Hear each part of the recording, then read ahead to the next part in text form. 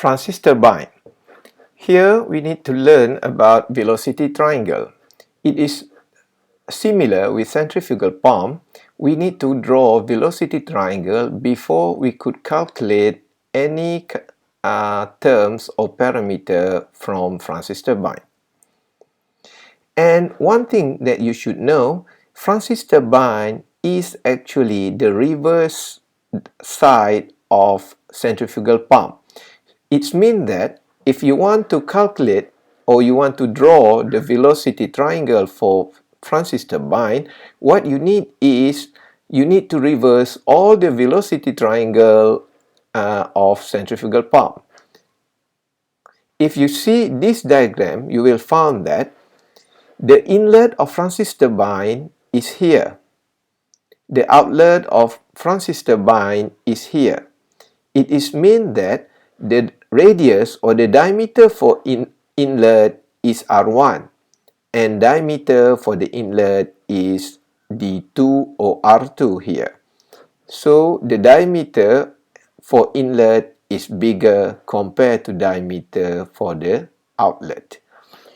And then we start our drawing with absolute velocity. So in inlet here, we draw an absolute velocity V1 like this. And then at the outlet here, we draw absolute velocity V2 like this. Same reason with the centrifugal pump. So we may draw absolute velocity for the outlet here parallel with the radius line here. It means that the V1 velocity at outlet here is equal to 0. So we focus on the velocity triangle at the inlet. As I said, first we draw the absolute velocity V1, then we draw the component velocity due to the rotational. So we have tangential speed here, U1, and then we have VR1, velocity relative to the shape of blade. Then we draw the theoretical flow for the Francis turbine. We draw the flow velocity Vf1 like this, parallel with the radial line here, and then we draw V1 like this. And for outlet here, first we draw the absolute velocity V2 like this, which is parallel with the radial line like this, and then we add the component velocity due to the rotational speed, which is the tangential speed U2 and the relative velocity VR2 like this.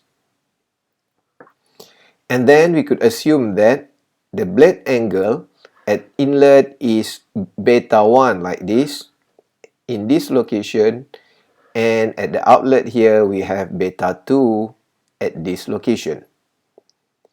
If you see the V1 here, the absolute velocity here is the resultant velocity. It is an actual velocity.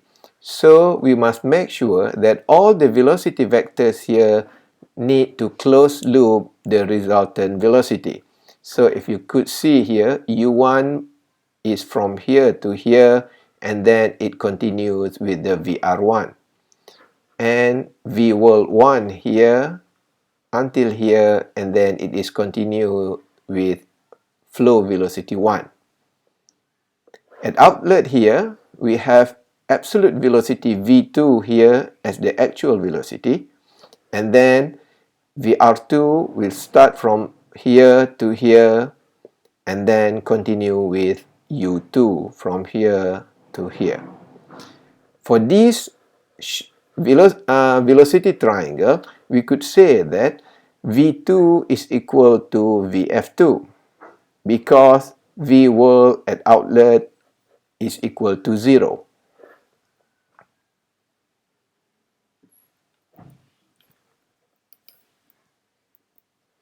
So this is the velocity triangle at inlet. We also name inlet here as point 1. So this is the velocity triangle at outlet or velocity triangle at point 2.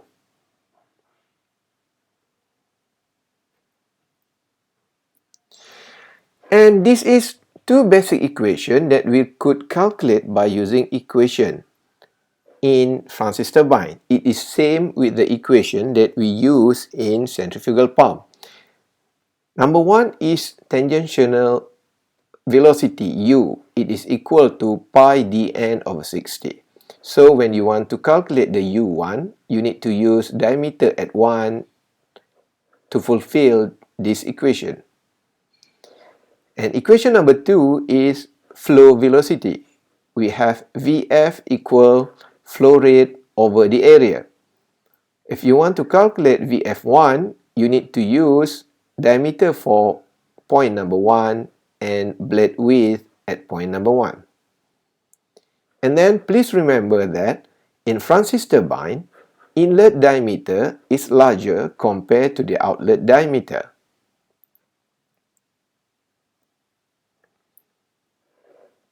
Now, I would like to introduce you the Euler head for Francis turbine. Euler head, written as He for Francis turbine, can be written as He equal 1 over G, U1 V1 minus U2 V2. And normally, V at point number 2 here will equal to 0. So we could reduce the Euler head for Francis turbine is equal to U1 V1 over gravity. The derivation of Euler head for turbine is similar with derivation for pump, except we need to calculate the torque difference between point 1, which is inlet, and point 2, which is outlet. It is because in turbine, the energy is higher at the inlet. At outlet, a part of the fluid's energy has been transferred to the mechanical system. In pump, we calculate the difference between point 2 and point 1. It is because the energy is higher at outlet. To maximize the Euler head, the value of whirl velocity, V2, is designed to be 0.